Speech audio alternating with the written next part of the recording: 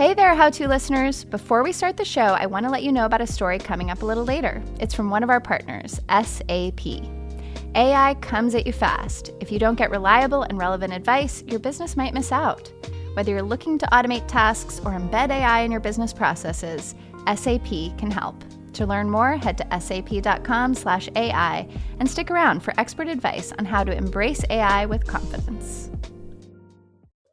Apple Card is the perfect cashback rewards credit card. You earn up to 3% daily cash on every purchase every day. Visit apple.co/card calculator to see how much you can earn. Apple Card issued by Goldman Sachs Bank USA, Salt Lake City branch. Subject to credit approval. Terms apply. Hi, Courtney. Hi, so good to see you. Good to see you too. Thank you for thinking of me and inviting me for this. I'm so grateful. Oh, well, as you both know, this one feels very personal to me, and I pathologically love to be helpful. So this is like, yay. Welcome to How To. I'm Courtney Martin. I'm one of the millions of people in this country who has a loved one impacted by dementia. In my case, it's my dear dad, one of my best friends on earth.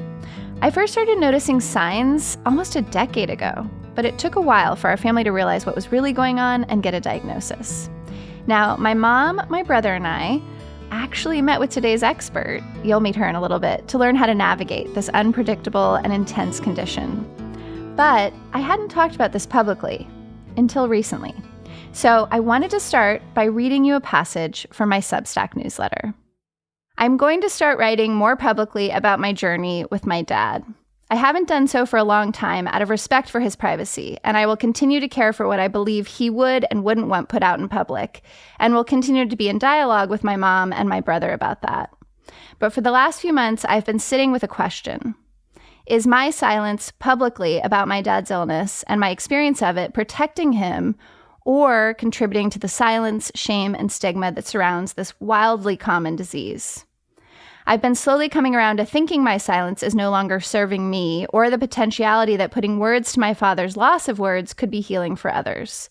All the daughters and sons and wives and husbands, the friends and neighbors who love someone whose brain is fading, whose very essence is shifting, who requires new kinds of communication and care. The experience of my dad's dementia for me has been one of profound loss, and also it has been the most important experience right next to birthing and growing my children. Wow, I'm getting emotional. Of exploring the human condition. So, Mara, you wrote to me after I published this piece because you're just starting on a very similar journey. Can you tell us a little bit about what's going on in your own life right now? My mom was diagnosed not too long ago with Alzheimer's. We sort of saw this coming because last spring she got the dementia diagnosis. And then prior to that, my brother and I had noticed some things that were kind of off over the last couple of years. I'm halfway across the country from her. And, I want to do as much as I can, but I don't know how to do that from so far away. And I just straight up don't know how to do it.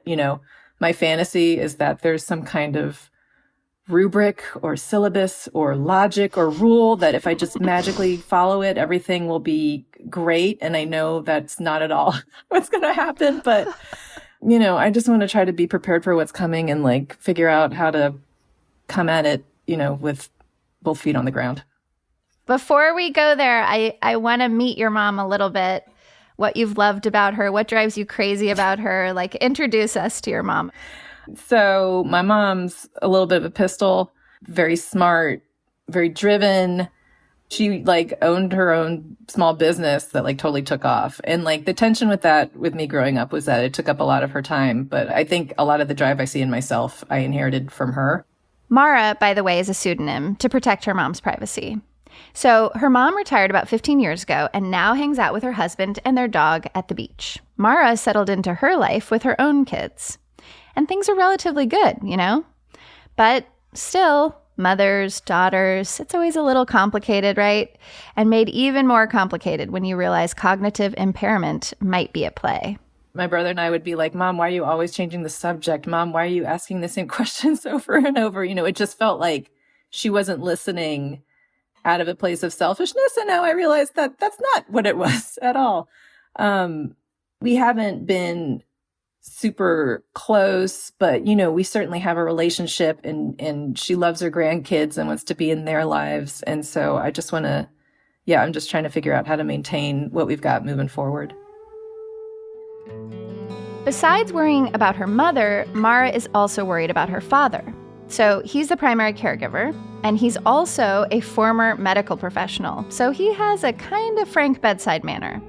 Her brother lives close to their parents and helps out as much as he can, but like so many families going through this, it's just hard to come to terms with how things have progressed and where extra support is needed. Neither one of them has great social support, I think. And as far as I can tell, that social element is kind of crucial to the caregiver. He's hidden, I think, a lot of his processing of this with just very blunt statements about what's happening and what the future might hold. And so I fear for him and how he's going to take care of himself and how he's going to take care of my mom and what I can do to help. And if I am even going to be let in to help. So just a whole host of anxieties. Mara laughs, but a whole host of anxieties is a good way to put it. There's so much to consider when managing a loved one's physical and cognitive decline, not to mention dealing with your own grief along the way. Which is why I am so grateful for someone like today's expert. Hello, everybody. My name is Tami Anastasia. I am a dementia consultant, educator, and the author of Essential Strategies for the Dementia Caregiver, Learning to Pace Yourself. And I also facilitate several caregiver support groups on how to care for people with dementia. This journey can feel really isolating. We, as a society, don't talk about it. In fact, a lot of us don't even really know what it is. So listen, dementia is an umbrella term for a bunch of different kinds of cognitive impairment. Alzheimer's is the most common form, but a whopping 55 million people worldwide are living with dementia, which means scores more are supporting their loved ones through this. So, whether you're going through this right now or not, I hope you stay and learn something. We'll get started right after the break.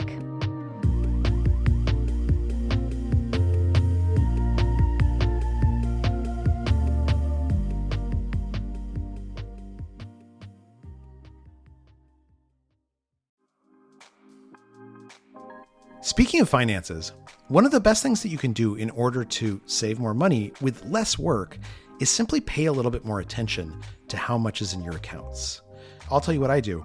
Each week on Friday, I have a spreadsheet where I manually type in what my balances are in each account and whether there's any credit card debts that are outstanding.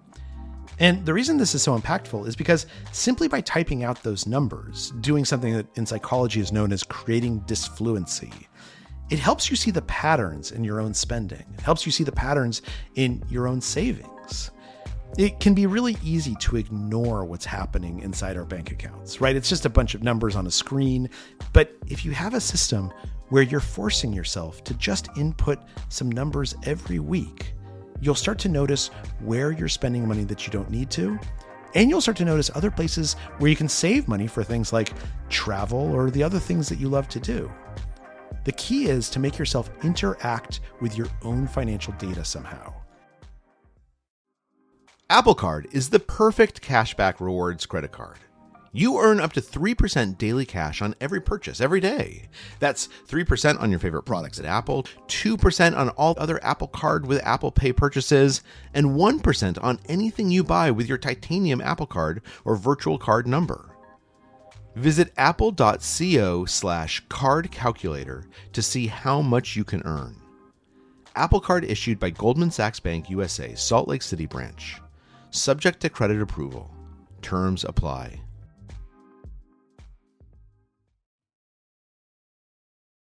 Tami, it sounds like Mara is already wise enough to know there is no set path or, perfect 10 steps to handling this situation. Yeah. But will you help us both get smarter generally about how uncharted this territory really is and how different each person's journey might be? Dementia has many complexities, and no one size fit all is going to work for everybody. Here's what we do know. It will progress. And the rate of progression varies from person to person, and how it progresses is going to vary from person to person. So you kind of want to plan for what's going to be coming down the road. So you have the cognitive decline, which now affects the functional ability. So as my brain declines, it becomes more and more difficult for me to do everyday tasks. And what helps slow down the progression is to keep them as stimulated cognitively, mentally, physically, keep them as engaged as possible. But what tends to happen is the spouse, caregiver, tends to isolate their loved one when in reality, we want to bring in maybe what we call companion care or an activity person to come in and stimulate the brain and go for walks and keep that social engagement. Then we know as dementia progresses, we're going to need to bring in more care into the home just to help with the basic needs, right? Most people don't want strangers in their home, and yet the needs of the person living with dementia have to be met. Just to break this down, there are many levels of caregiving when it comes to dementia. At one end, there's residential memory care, but that's way down the line. For most caregivers, there's a long period of just day-to-day stuff, constantly adapting, making sure they're safe, getting creative about how to keep them engaged and feeling good. Caregivers, especially partners, will often downplay how bad things are getting or how much help they need in favor of independence and dignity. It's such a beautiful instinct, but it can also lead to burnout. So as someone on the periphery, the first step is to truly understand how things are going for the caregiver and approach them with deep humility and empathy. I do a lot of speaking engagements and I say, okay, how many of you like to be told you need help? None of us, right? So we're not bringing someone in to help you. We come up with a different story, who this person is, so we can maintain as much independence as possible instead of saying help. So there's a little bit of tricks of the trade on how we phrase things, and we have to be very, very, very mindful of how we approach both the caregiver spouse as well as the person living with dementia. I'm thinking about, Mara, you were mentioning that you don't feel like your parents have a rich social life. Can you talk a little bit more about what's going on there? I know for my parents, when my dad was early on in his diagnosis, I do think my mom was a little bit worried about social engagements because she felt like she would expose him and people would realize. And so it's tricky to be social in this moment your parents are in, I'm guessing. They've never been terribly social. And I think they're going to double down on that now for exactly the same anxiety. The question that came up, Tami, when you were just speaking about, what's going to come down the road and how it's important to stay engaged socially, physically, and mentally, are there some things I could suggest that are easily implementable? Like, my mom's a huge reader, and I think that's great. And I wonder, if there's some way we could branch out from that, or some other, if reading's adequate enough, if there's something else she needs to be doing, or like if socially, like, does going to the fish store and chatting with the people there, is that enough of an engagement? Which is something my dad has brought up when I said, I don't think you're social enough. He was like, no, I go to the fish store. So I'm just wondering if there's like a little more like, what kind of like scenarios or nuances are there to like these things that like we could possibly do right now? So one of the things you just mentioned that's fantastic is if he's willing to go to the fish store, let's take her out and she can go and she can engage and get that stimulation as well. She's an avid reader. See, what we want to do is capitalize on the skills and the abilities they are still able to perform and really utilize those skills and those abilities. Where you got to be very careful is at some point, they can't do certain things and they can get incredibly frustrated. So that just means we need to modify the activity. And then let's branch out. How can we bring more variety to what we know that they feel comfortable doing? Because every time you engage them, there is a benefit. Now, that being said, music is hugely beneficial to the brain, especially when a person has dementia. Old movies, reminiscing, puzzles. And, people say, well, my loved one's not a puzzle player. Okay, we don't have to do puzzles, but basically capitalize on the interests and the abilities they are still capable of doing. And when it becomes more frustrating, we simplify it, we modify it, and we change it up. But the key is they have to feel successful at them. Mm-hmm. Just because they have dementia they still need to have a sense of purpose and value. I've heard, Tami, this called cherished roles, which I really loved because it's like, and I do think we have to be creative about it because, for example, with my dad, he can't, take out the trash anymore because it's too complicated, the 3 different bins. There are lots of things that were his, kind of small as they were, like cherished roles. So you really, as things advance, have to get more creative about it. I wondered if you would talk a little bit more about the linkages between anxiety and cognitive issues, because I do think that's something so many of us weather. And I know my dad had anxiety before he was diagnosed, and then there was sort of a peak of anxiety. Now we're in this beautiful zone where he's pretty anxiety free. But can you talk about that intersection? Yeah, I sure can. Imagine your world as you knew it isn't the world as you know it now. I think, at least when I speak to my clients with early diagnosis, will often say they sense something's wrong. But of course, as it progresses, I don't know what to do with that.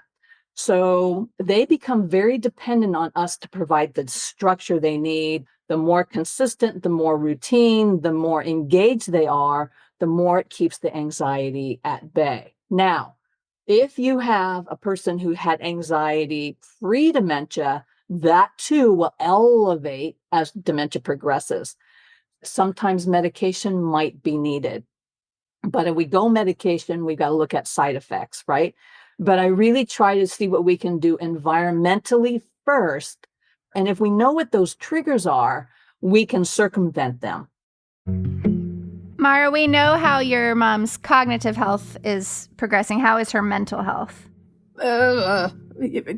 I'm really pleased that we're talking because like last week, my dad was like, she's in the Kubler-Ross stages of grief, so I don't think it's going well. And I also like really want her to be in talk therapy, but she's pretty resistant to it.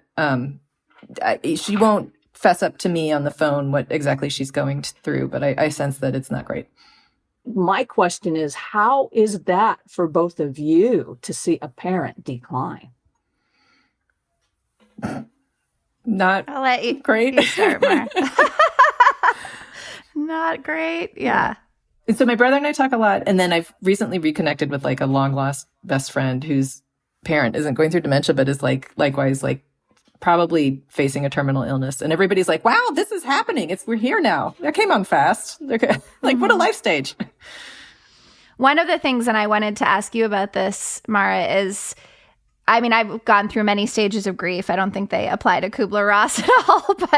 But one of my big griefs is my dad and I love to talk about spirituality and politics and had this like very rich intellectual connection. And I've had to learn a totally new way of being with him. And it felt like I had to grieve and actually just learn so much about how to interact with him differently and stumble. And, I'd like ask a question that was too complicated and then be like, no, Court, it has to be like right in front of us. Comment on the weather, comment on the thing we're seeing while we take our walk, comment on the puzzle piece. So I have developed that skill. And now there is this like beautiful connection between us, but I had to totally relearn how I talk to my dad. So I was curious where your conversation life is with your mom. And maybe there wasn't as much to mourn as I feel with my dad because every relationship is different. But have you noticed having to like learn a new way of talking to her yet? Yeah. Well, I have 2 things because there's a question I want to ask that's related to this. I have not had to learn new ways of talking to her yet because she still seems pretty, the progression, it doesn't seem like she's diagnosed, but it hasn't changed much about our relationship. But what really does strike me is that this is like another set of eyes on my kids that I'm going to lose. She's already asking questions like, oh, what grade are they in? Just things that like, I'm like, oh, I'm going to lose her recognition of my children, which really hurts me. And I'm trying to accept that like, that's how this is going to go. And that like, maybe by the time they're bar mitzvah, things are going to be completely different. And I'm just trying to accept that. But my follow-up question was, as a parent to little beings, I feel kind of like an expert. I know I'm not, but like these are, a lot of these ways are the ways we talk to kids where it's like, comment on the thing. Do you want the blue cup or the red cup? I see you feeling this. Are you feeling this? I felt this, so like I kind of, my fantasy is like, no, I'm going to be great at this because I've been talking to little kids for so long. Is there any overlap there, or am I just being way too optimistic? There's a ton of overlap. Okay, The thing that we have to be sensitive to is that the person with dementia, they think you're treating them like a kid. Okay. They will tell you, stop treating me like a child. And that is one of the blessings of dementia, is that they will blurt out what they are feeling. But yeah, there is a lot of overlap. But again, it's still an adult with dignity and respect. But, it is meeting them where they're at. And I do want to comment on something Courtney said, and because I really, really, truly believe part of being able to embrace the person with dementia is grieving the loss of who they were, grieving the loss and the changes of what happens to your loved one is often what does get us on that other side, so that I can meet them exactly where they're at any given time. And grief is not just sadness. It's anger, it's frustration, it is sadness, it's loss, it's change. One emotion I did not anticipate that I'll offer you, Mara, in case it comes up for you, is profound jealousy. Because of my peers whose parents are cognitively intact, it's like I just am like sometimes seething listening to their stories or watching, the support that they're receiving from those parents, et cetera. And, of course, I'm so happy for them. And I try to be really gentle with myself of like, of course you feel jealous. Like, this is really freaking hard, Actually, a good friend sent me a beautiful picture of her son playing chess with her dad this weekend. And it was like, I loved this picture so much, and I was so happy for her and them. And I was also just like, oh, I really wish my kids knew the version of my dad that existed when his mind was super alive. And I want to be really clear that this new version of my dad is beautiful, is gorgeous. And there is something about who my kids are meeting that is like very special. But to your point, Tami, I have to be honest about the thing I'm not getting. Absolutely. And what that brings up for me. Absolutely. Loss is loss. We mourn the loss of what was, what we wish it to be, and yet that allows us to embrace the moments that we do get to relate to them and get to know them differently. And it's two sides of the same coin, really, right? Mourning the loss of what was, what we were hoping, the future plans, your kids not knowing your father the way you knew him. And yet these life lessons, painful as they are to go through, just think of what you are going to be able to do now with your kids and what meaning you're going to bring to their life because of what you've had to learn to survive this. And as this person drifts away, we just have to find ways of still connecting as they change. All right, we're going to take a quick break, but when we come back, we're going to dive into long-distance caregiving, juggling responsibilities with siblings, and lying to your loved ones. Don't go anywhere.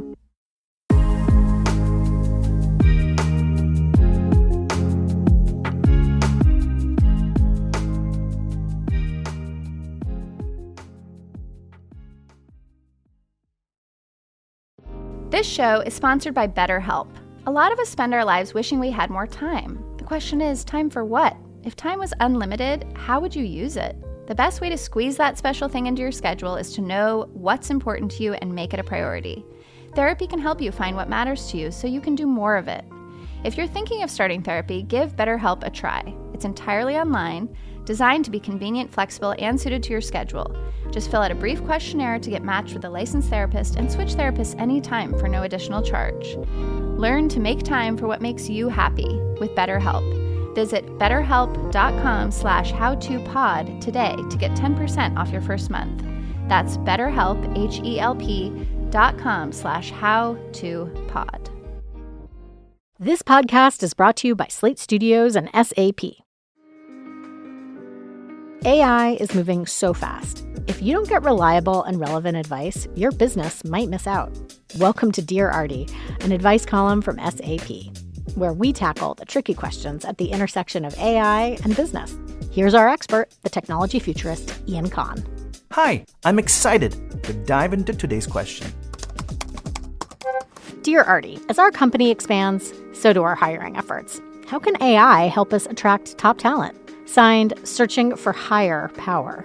So, searching for higher power, one of the most daunting undertakings of an HR leader today is building a new team and finding and vetting new talent. This is a very time-consuming process and can take precious organizational resources. As a companion to the HR team, AI technology can be used to create job descriptions, analyze candidate resumes, and filter candidates into various pools based on experience, skills, or any other parameter. You can also use AI to match internal talent with positions available. Parameters for this can be set, rules can be set, that can all be done through the algorithm. There are so many things that we as humans could be not looking at that AI can do in a matter of seconds. Embrace AI with confidence. Head to sap.com/AI to learn more.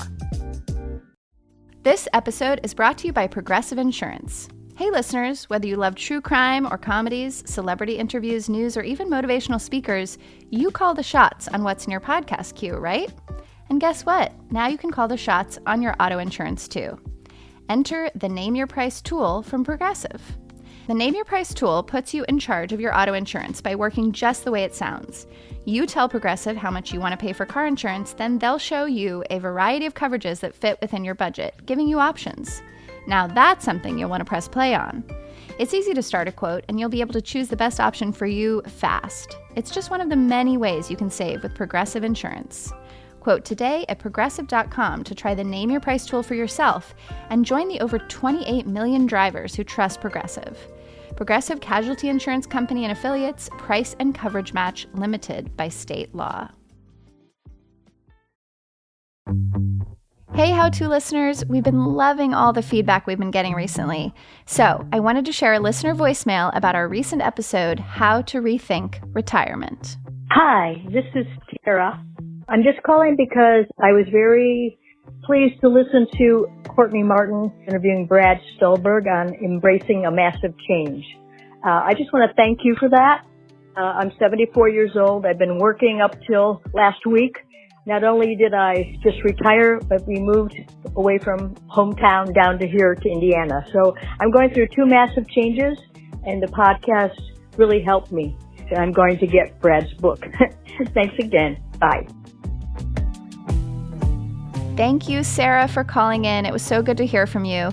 If you ever want to weigh in on an episode, give us some advice of your own, or just ask a question, call us at 646-495-4001 or email us at howto@slate.com. All right, we're now going to turn back to my conversation with Tami Anastasia and our listener, Mara, who worries about caregiving for her mom when she lives so far away. For long-distance caregivers, my recommendation is reminiscing, talking about the old times, how much you enjoy spending time talking to her. So good to hear her voice. You know, that is a way of connecting and really allowing her to kind of flourish, right? And I think long distance caregivers need to feel a connection because you're so far away. So you think about, different topics or different life events or, Mom, I need your opinion about something, right? That whole sense of purpose and value again. But connecting, sing songs together. I don't know if there's passages you like to share with one another. If there's a prayer she loves, a song, there's so many ways of connecting without having to be there physically. Mom, I was driving the other day and what came to mind when I was 6, you and I went and had ice cream, because listen to my voice. Even when I'm sharing things that were happy or memories, you can hear a little change in my voice. And just that alone is an expression of connection, right? Your mom's having a hard day. I'm so glad, Mom. Go ahead. Let's just talk about that. I love you dearly. And what can I do to be helpful? At some point when dementia progresses, the person living with dementia is not very verbal. So I tell people 3 things you can say. I miss you, I love you, and I'm thinking of you. So I mentioned before, like we haven't had the closest relationship, but my hope for this journey is that like maybe it'll change our relationship. Just does that happen with folks where like they can forge something different and new and maybe closer? Absolutely. Okay. I just had a woman in my support group. Her mother just passed away. And she said, the last 3 months of my mom's life, I got the mom that I never had. Her mother was caressing her arm, said, I love you. Thank you for taking care of me. And this was a mother that was so stoic for years and years and years. So I think it's that connection of you're just accepting me as I am, and you're loving me and you're caring for me. And I think just that alone just brings out a different vulnerability to some degree. Now, that being said, is that going to happen with everybody? No. But I'll tell you what, that connection that you will feel good about is what you're going to remember when this is over.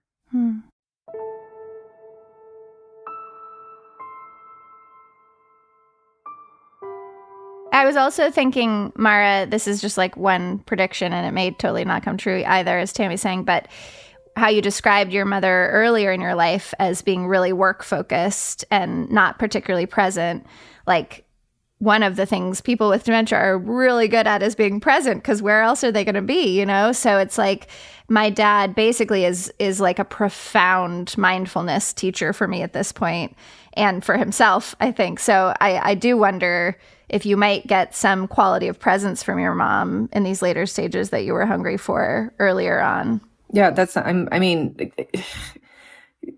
I'm not looking forward to it, but I'm really hopeful that like the change is going to bring us closer. I mean, that's all I got. That's what I'm hanging on to right now. But thank you, Courtney. I love that idea. Like, she can be my teacher. And Mara, be very careful too of the expectations you may have of your mother.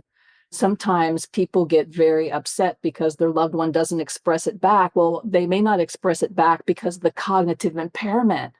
They can't. It's not that they're choosing not to, it's just they're not capable.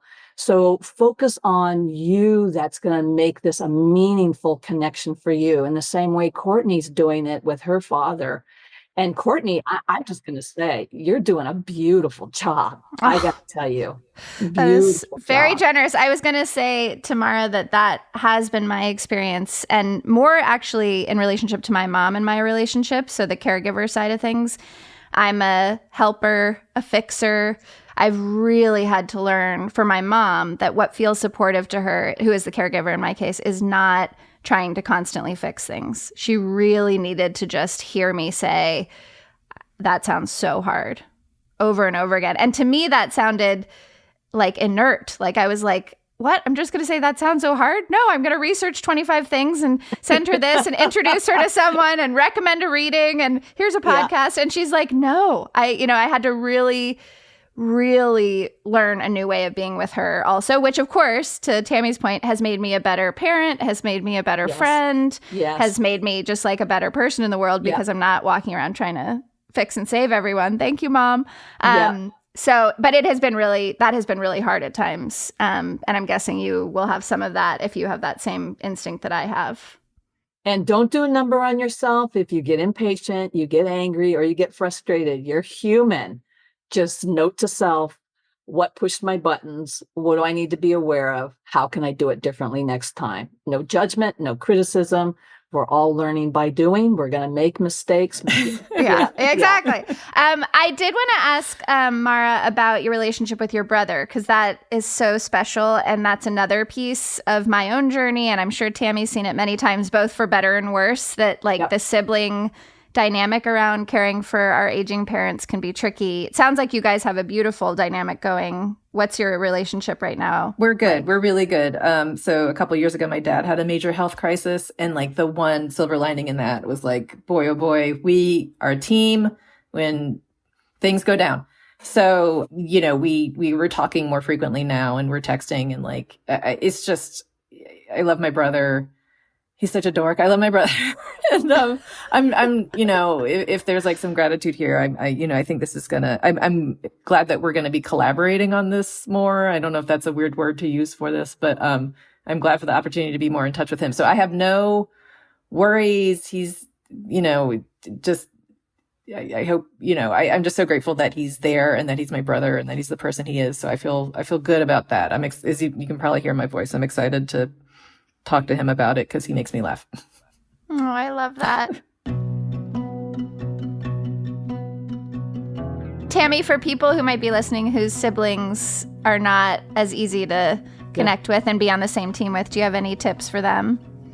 Yeah, so family dynamics come to the surface when there is a health crisis and or when somebody gets dementia.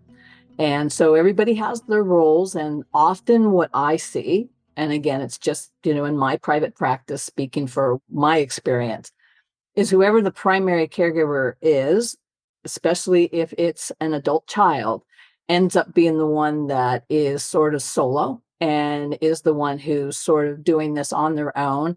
And other family members, are sort of MIA. Some are backseat quarterbacks. You should do this, this, this.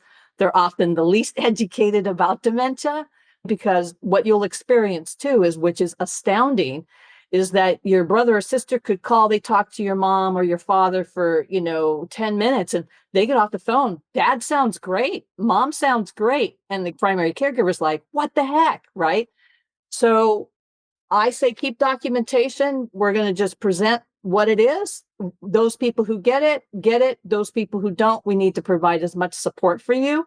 So those family members who do not want to get it or can't get it for whatever reason, our job is not to convince them anymore. Our job is to take care and make sure the needs get met and hope that you are the primary person, what we call POA, power of attorney of medical, power of attorney of financial, because that's super important. So you can make the decisions that need to be made on behalf of the parent living with dementia. It makes a lot of sense. I mean, we all know families are so complicated. Why wouldn't they be complicated around this, right? Yeah. I also wanted to offer, Mara, one thing that I did that I thought really worked well was we were getting together with our extended family for a gathering. And this was the first time especially because of COVID, were going to see my dad after a very long period of time. And his brain had changed a lot. Yeah. And I asked my mom if she thought it would be okay for us to kind of prime the extended family a little bit. And she was open to it, which was great. And I offered to write an email, like a really simple email, just being like, hey, as everyone knows, Dad has dementia. Just wanted you to know, like, these are the most loving ways to interact with him right now. Because one of the things I've noticed is whether it's extended family or old friends or whoever who haven't seen the loved one who's diagnosed, they have a lot of anxiety over how to show up for that person. And sometimes they have no experience with it. So they're like, will he know my name? That's one of like the big questions people ask. Will he, do this, do that? And so I found it just sort of helped everyone chill out and have a couple of tools to know how to be loving towards him. And it made me feel loving towards him to prime people for that rather than just like, let's see what happens.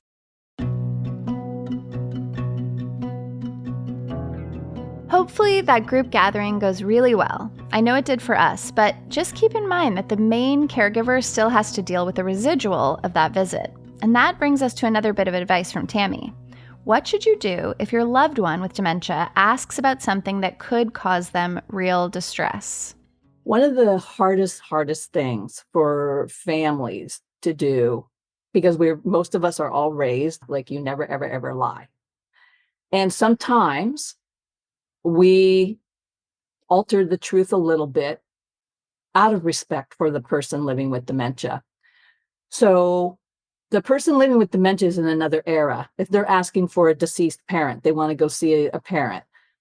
Telling them they died, they're dead, right? Can be incredibly painful, and they could bring up all sorts of feelings. Why not bring comfort to a brain that no longer understands the world as we know it, and bring comfort to a brain that is what it is as it's damaged?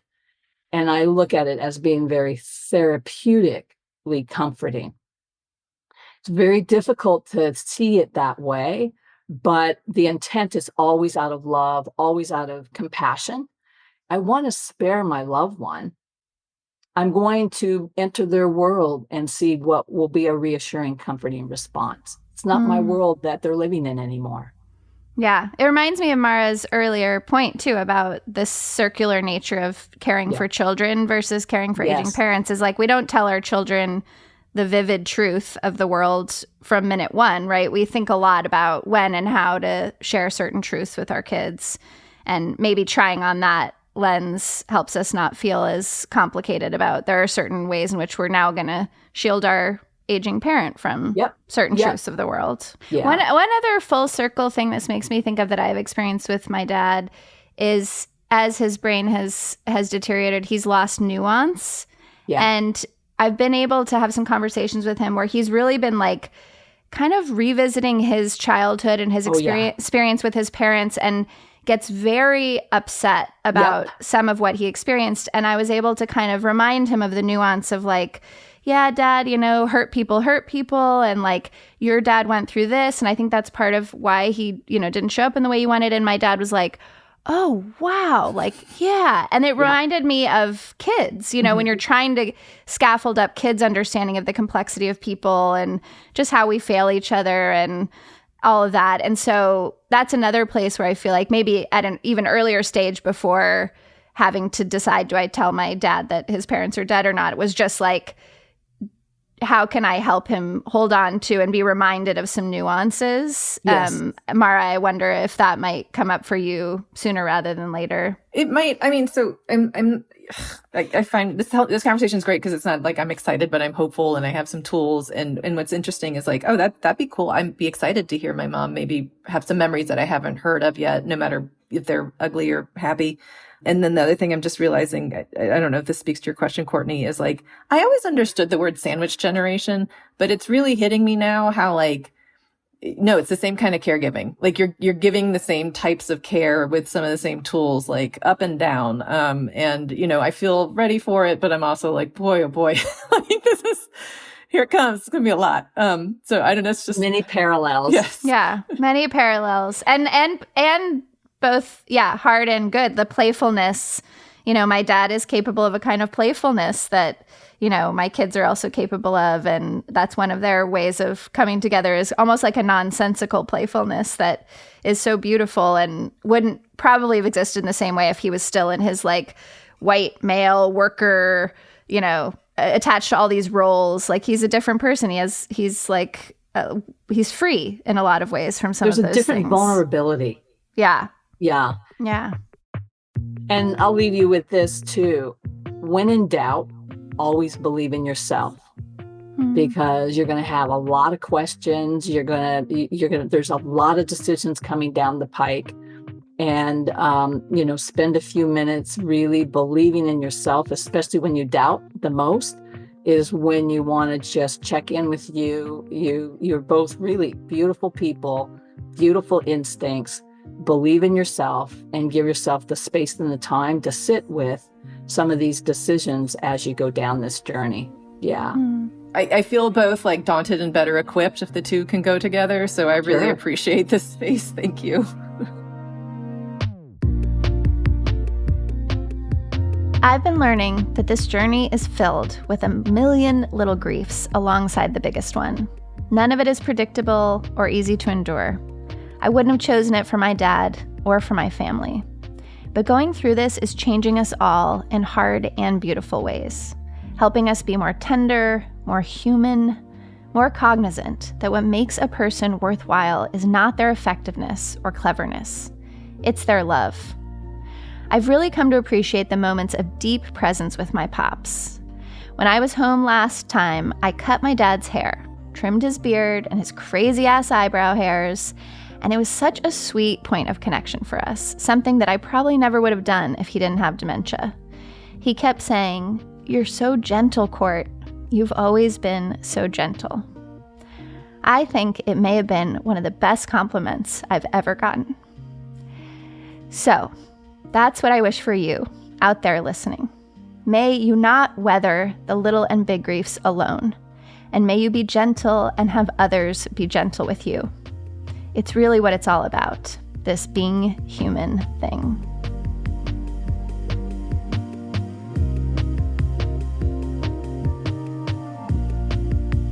Do you have a little or big grief you'd like us to help you with? Send us a note at howto@slate.com or leave us a voicemail at 646-495-4001, and we might have you on the show. And if you know somebody going through this right now, please hit the share button and drop a link to this episode in Facebook or your family group chat. That helps us help more people. How To is produced by Rosemary Belson with Kevin Bendis. Joel Meyer is senior editor, and Derek John is executive producer. Merritt Jacob is senior technical director and composed our theme music. Charles Duhigg created the show. Carvel Wallace is my co-host. I'm Courtney Martin. Thanks for listening.